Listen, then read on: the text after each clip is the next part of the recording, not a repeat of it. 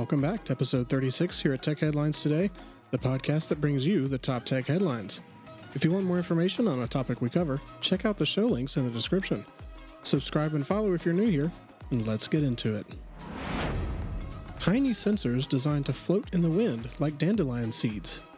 A University of Washington team has developed a tiny sensor-carrying device that can be blown by the wind.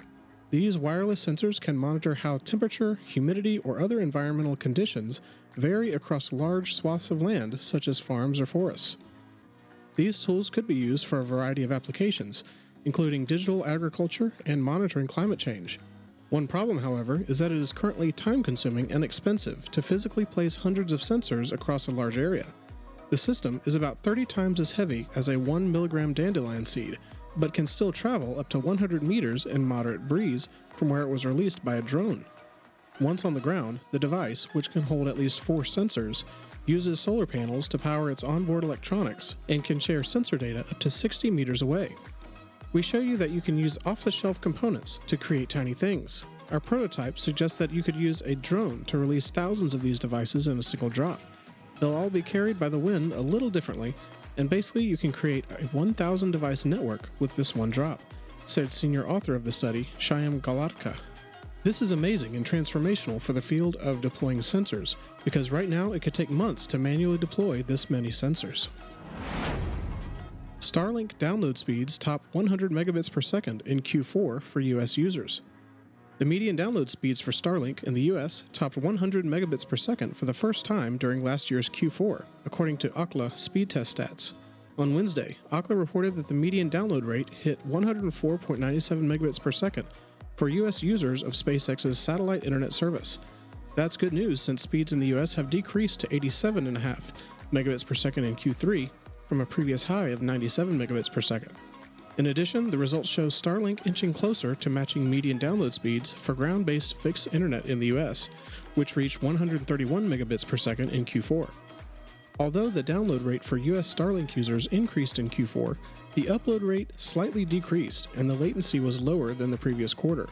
Starlink's download speeds were the fastest outside the US and Canada, in Mexico and Belgium, and were double the median download speeds for fixed broadband in those countries. Apple employees evacuate Cupertino campus following potential hazmat situation. Apple ordered the evacuation of a portion of its Apple Park headquarters on Tuesday after first responders from the Santa Clara County Fire Department found an envelope containing an unidentified powdery white substance, according to NBC Bay Area. The situation was later resolved and affected employees were told they could return to the building. Officials have yet to say what the substance was that they discovered.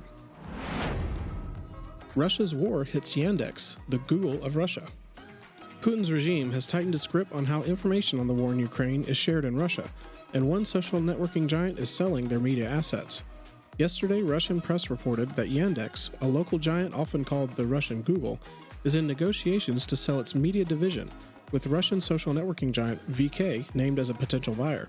Sources familiar with the matter confirmed to TechCrunch that discussions to sell the division, which includes Yandex News, a news aggregator, and Yandex Zen, a blogging platform linked to a recommender engine, are, quote, in the last stages. They were unable to confirm a timeline for the potential sale. The rumors come as pressure has been mounting inside the EU to sanction Yandex. The news division is already being called out by EU regulators via sanctions connected to a, now former, key Yandex executive. Soft sensor boosts fingertip sensitivity for robots. In a paper published in Nature Machine Intelligence, scientists introduced a soft haptic sensor that is as sensitive, robust, and high resolution as human fingers.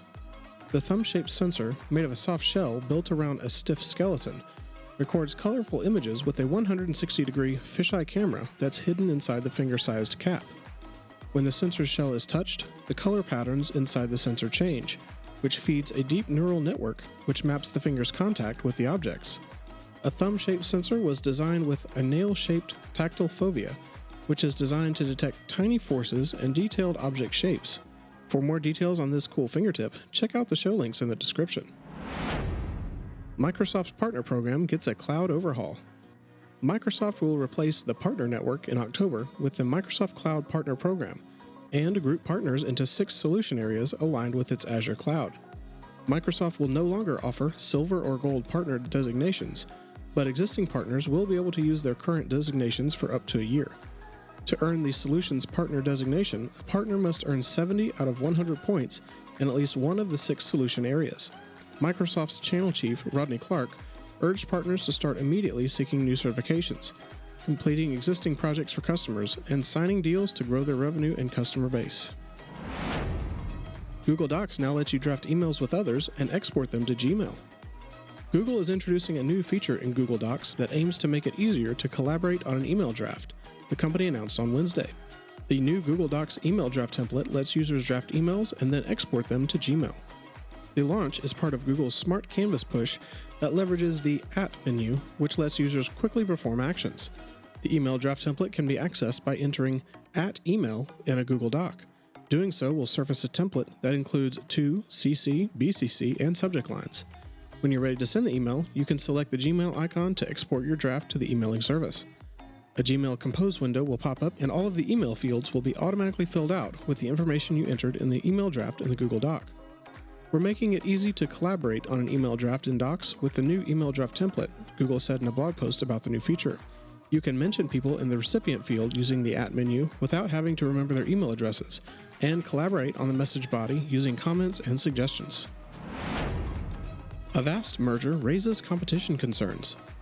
The UK's Competition and Markets Authority has expressed concern over NortonLifeLock's intention to purchase cybersecurity company Avast. NortonLifeLock Inc. announced an agreement to purchase freemium software pioneer Avast for between $8.1 billion and $8.6 billion in August of 2021.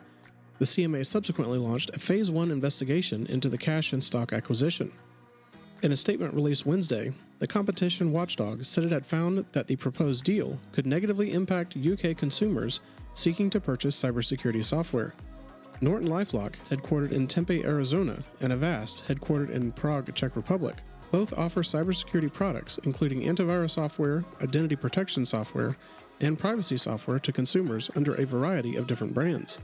As the companies are close competitors with few other significant rivals, the Competition and Markets Authority is concerned that if completed, the proposed deal could lead to a reduction in competition in the UK market, said the CMA.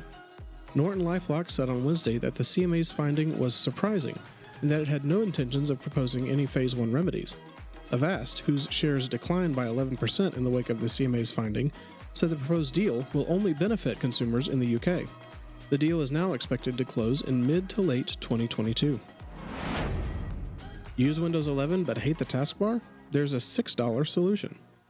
Microsoft's new Windows 11 taskbar does not allow for moving or resizing of the taskbar, adjusting the size of the icons, or ungrouping them.